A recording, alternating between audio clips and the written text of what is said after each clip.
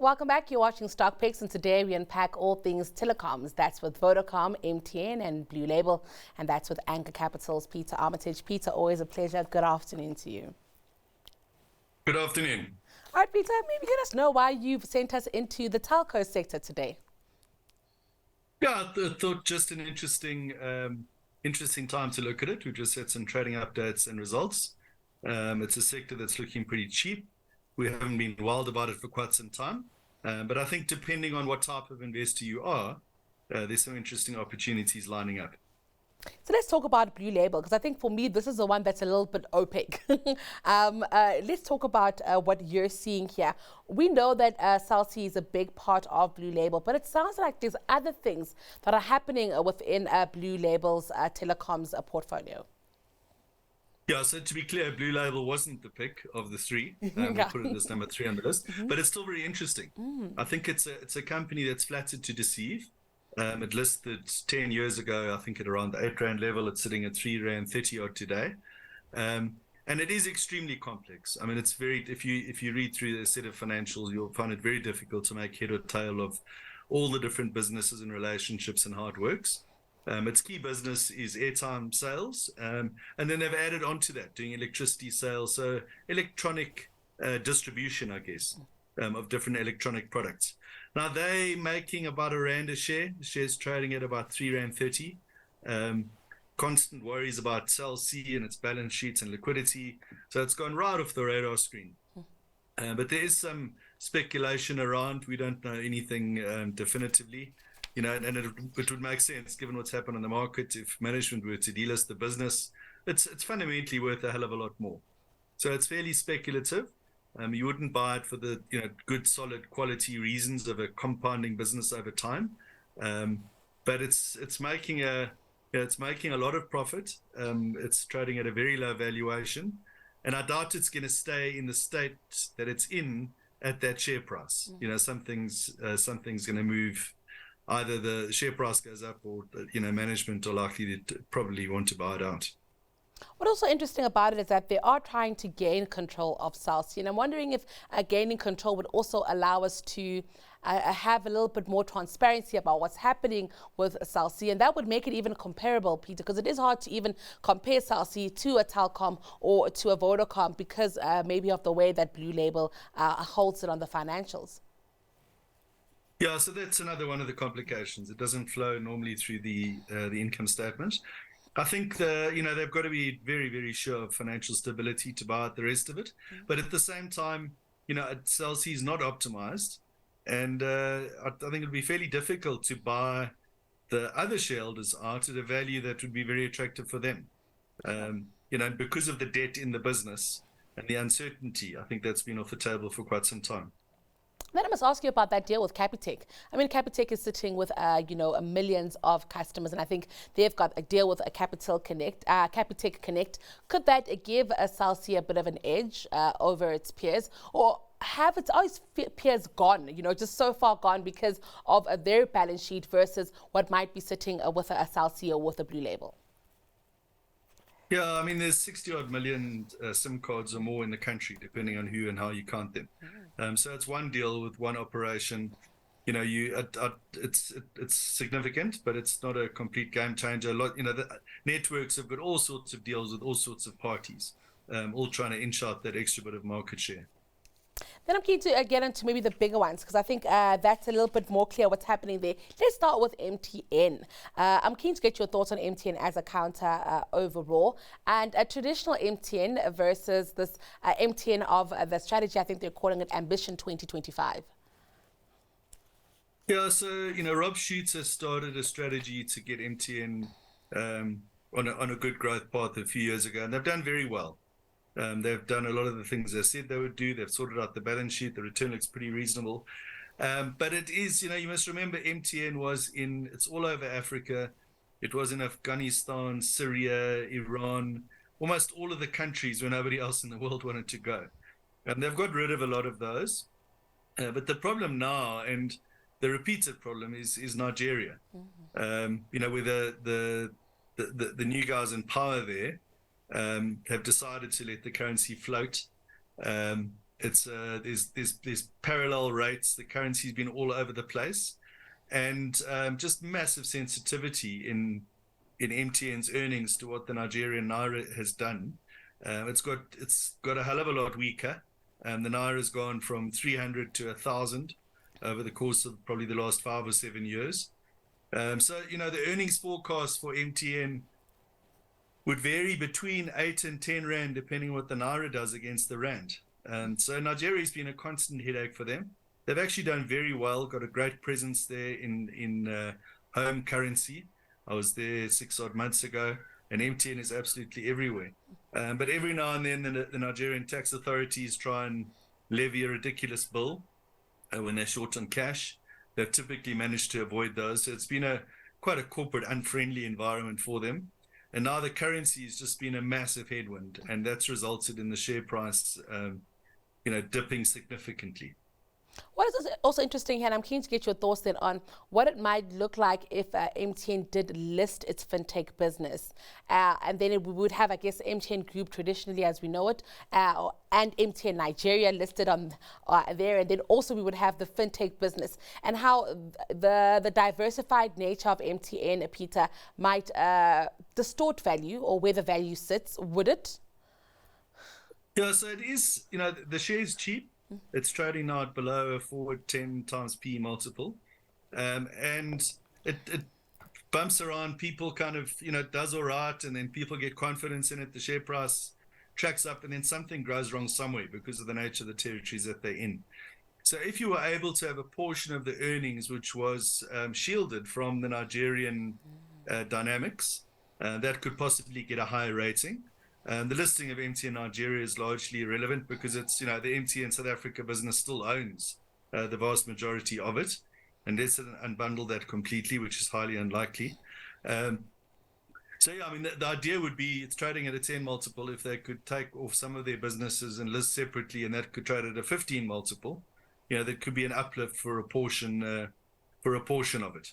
So that would be We've treated MTN not as a long-term holding, but we bought into it when everybody's lost patience and everything looks gloomy, and sold out as soon as everybody's feeling comfortable, and it's gone up 30-40% again. So we don't own any at the moment. Let's talk about the MasterCard deal and what that stands a chance of doing for MTN. Yeah, so a strategic relationship there. They've invested some capital at what appears to be a very attractive valuation. So it's the nature of these telecoms companies is they've got vast consumer bases.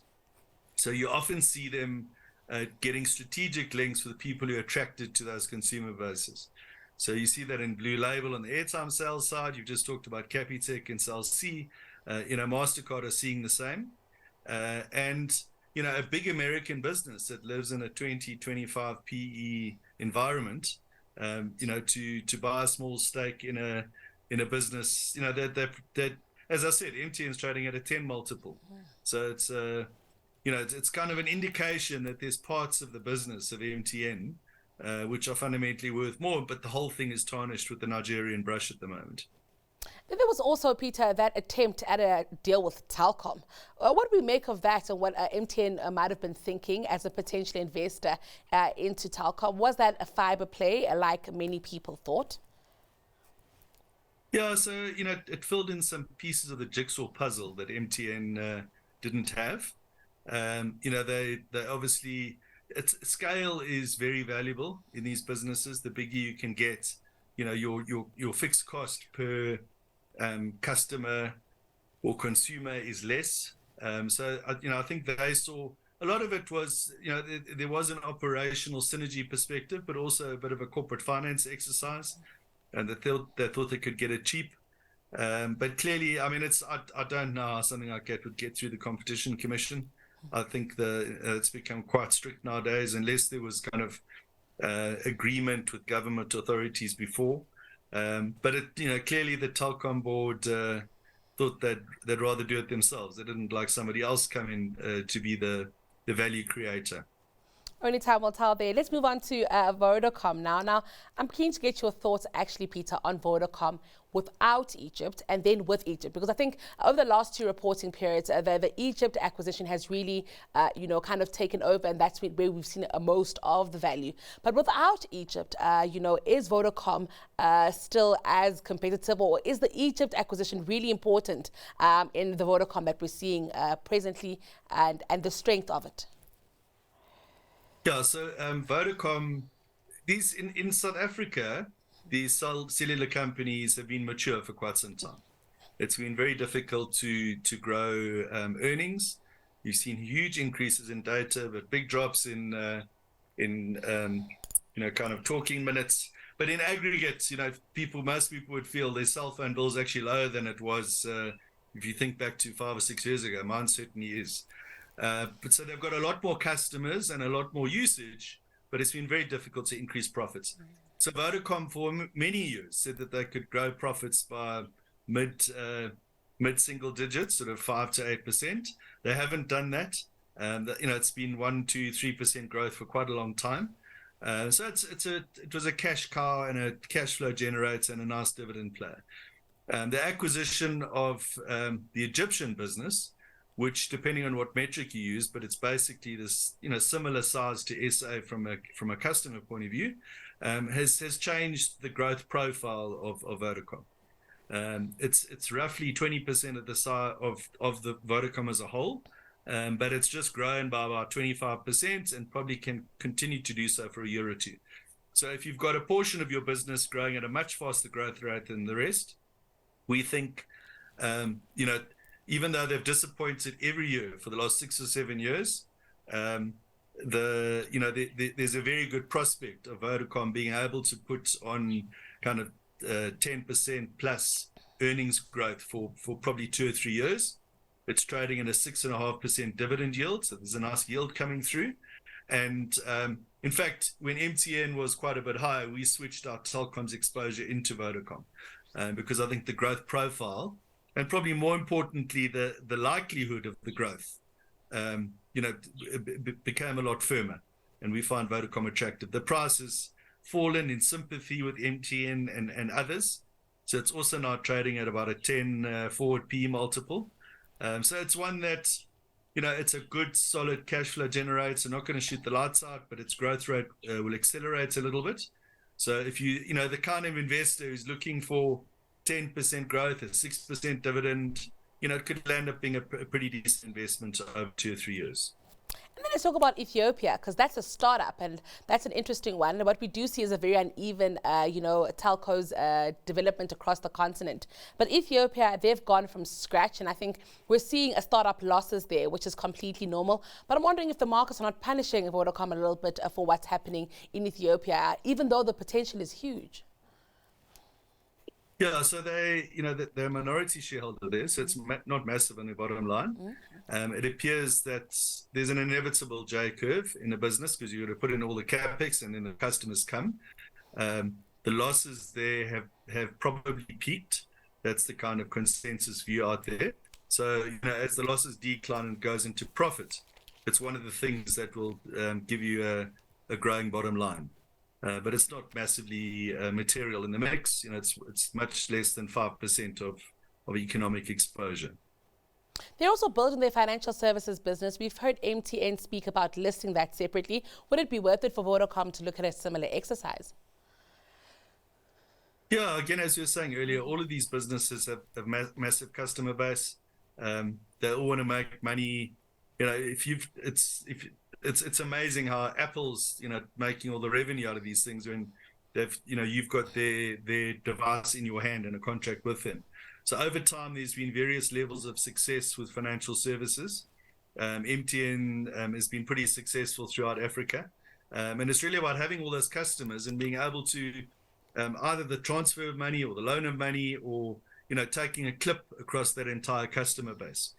So I think all of these cellular companies have got, they've always made big noises about it. They've had various levels of success. And it's, there is potential to add that extra few rand to the average revenue per user. Now, Peter, I must ask you about the ranking of these. I know Vodacom is definitely your pick, so that's your number one. But for 2 and 3, Blue Label versus MTN, which one would you go with? Yeah, so for somebody with a long-term quality portfolio, so the ranking we've given is Vodacom, MTN, Blue Label. But they're all very different investments, and you buy them for different reasons. MTN is, people are quite negative about it. If Nigeria sorts of stuff out, it can kick back. So I probably wouldn't, buy into it now, but 5 or 10 rand cheaper, you're then starting to pay very little for Nigeria, because it's, you kind of, the rest of the business is pretty solid. Blue Label is a bunch of entrepreneurial guys who are not going to sit on their hands. The share is probably worth well north of 5 or 6 rand. It's trading just above 3 rand. So that's much more of a speculative position. And if you want to take a bet on some corporate action there, there's no certainty, or we've got no idea what's actually going on there.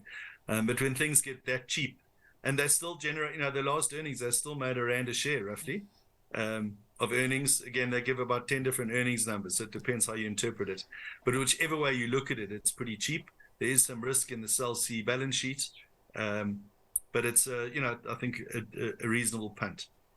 And then I'm keen to get into the educational segment today. It's X and Coom dividend. Speak to us about that one.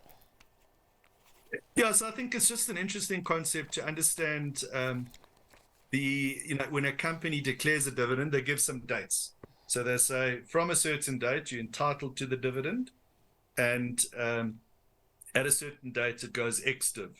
And ex-div means, and in fact, the reason I chose it, a company like Redefine, yesterday, if you owned the share, you were entitled to, I think it was a 22 odd cents dividend, and then it went ex-div last night. Wow. So if you owned the share yesterday, you're going to receive the dividend in a few days' time, so you're entitled to it. So the share is actually worth 22 cents less today. It's gone ex-div.